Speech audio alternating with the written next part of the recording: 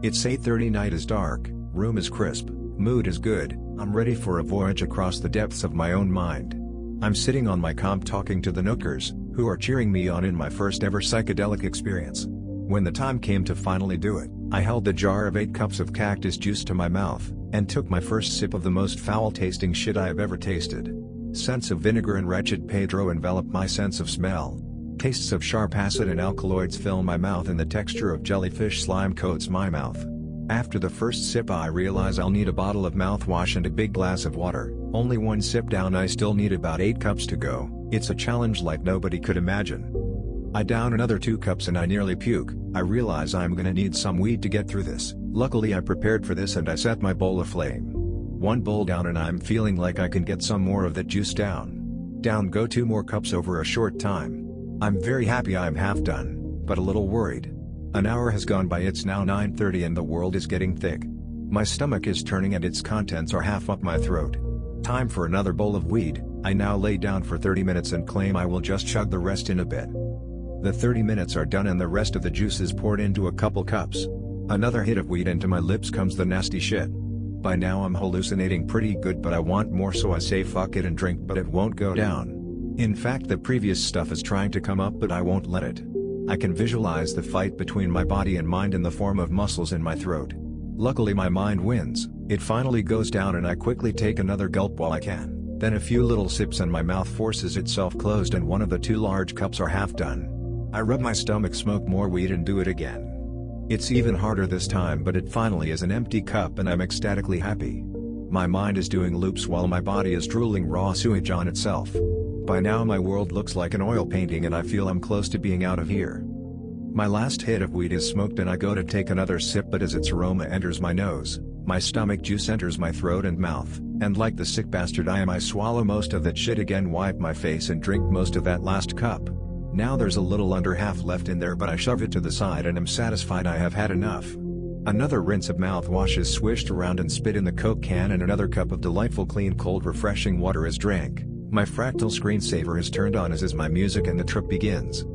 I relax and enjoy the light show for about half an hour as the fractals fly off my screen and envelop all of reality. Closing my eyes only creates an even better show, so I sit back and enjoy a trip through what seems to be a very colorful stroll through a place like Vegas. That's what the lights are like. I open my eyes and struggle to reality for a bit. There's my body, I'm holding my balls for dear life, they feel so weird in this intense body high. I don't want to lose them. I'm about to puke and I'm drooling on myself from mouth and nose. I tell the Nookers how I'm doing.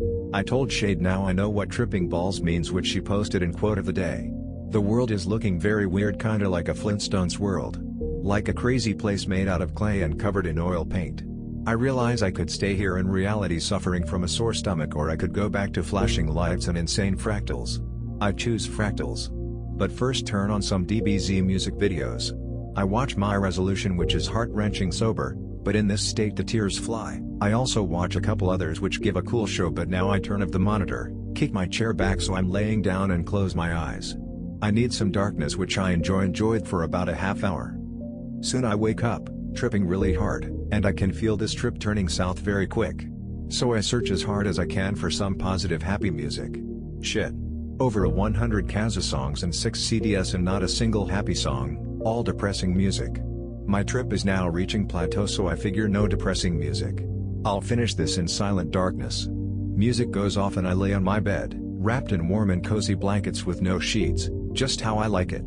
There's scary faces out there, made of beautiful purple/green/blue fractals, skulls and just alien faces and other stuff. They are punishing me for all the bad I've done, all the mean things I've said, and all the people I've hurt.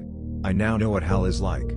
I see some flashbacks of the last few years, me and my dad fighting, starting when I was much younger just yelling in the kitchen, to midway where things got more physical, then to the more recent years where it was just more rejection than anything. I was just so sorry for what I had done, for all the pain I had caused my father.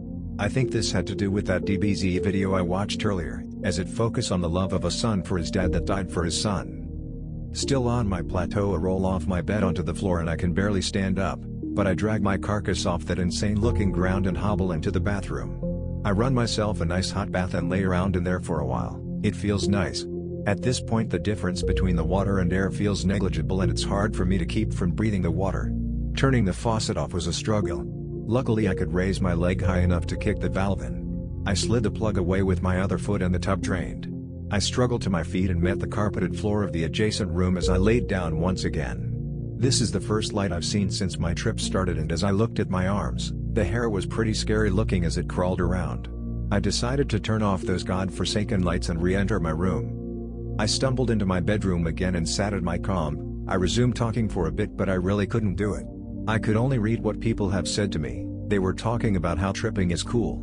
I was pissed at them. I figured they were insane for liking this. But when I first saw my glowing LCD monitor, I saw it as the only contact to reality I had. One that put my brain on a 4-hour circle of what reality was.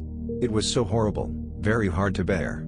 I realized a few key points that seem so benign in real life, but fully understanding them nearing made my brain explode.